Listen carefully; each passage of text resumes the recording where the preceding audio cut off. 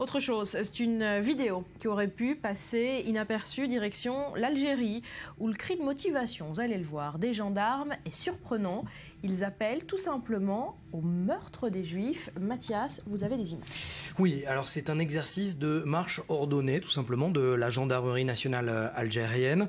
Et les gendarmes algériens utilisent tout simplement les Juifs comme moyen de se motiver, scandent, vous l'avez dit, des appels au meurtre, plus que des mots. Barbara, je vous propose tout simplement d'écouter un extrait.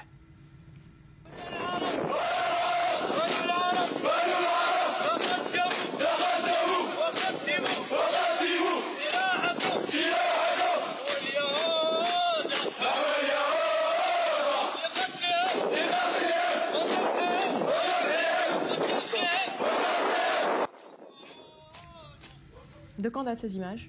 Du 1er novembre 2015. Et non, hors antenne, Julien me demandait s'il s'agissait d'une blague. Non, ce n'est pas une blague, c'est très sérieux.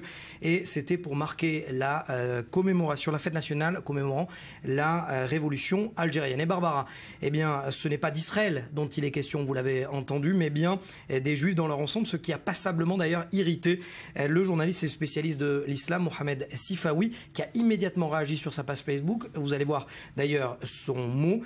Il réagit et il dit « J'ai honte pour ce pays qui fut jadis le mien et qui a vendu son âme et ses valeurs. J'ai honte pour ce pays méditerranéen, intolérant, corrompu et antisémite alors qu'il a payé un lourd tribut durant les années 90 face à l'hydre islamo-terroriste. » On pense notamment au FIS et au GIA.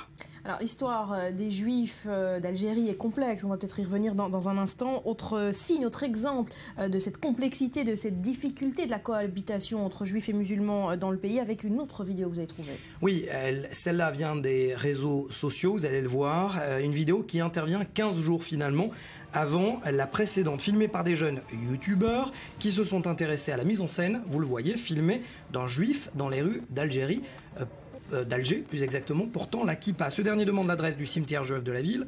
Les jeunes adultes, vous l'avez vu, lui demandent de quitter les lieux. Les plus âgés l'ignorent et puis les plus jeunes, pire, le chassent en lui jetant des pierres.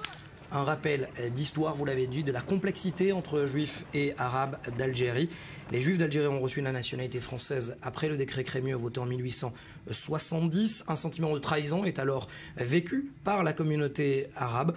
Des juifs ciblés, surtout chassés au cours de la guerre d'Algérie. Et cette question, sentiment nationaliste ou alors pur antisémitisme, la question reste toujours posée. Merci Mathias.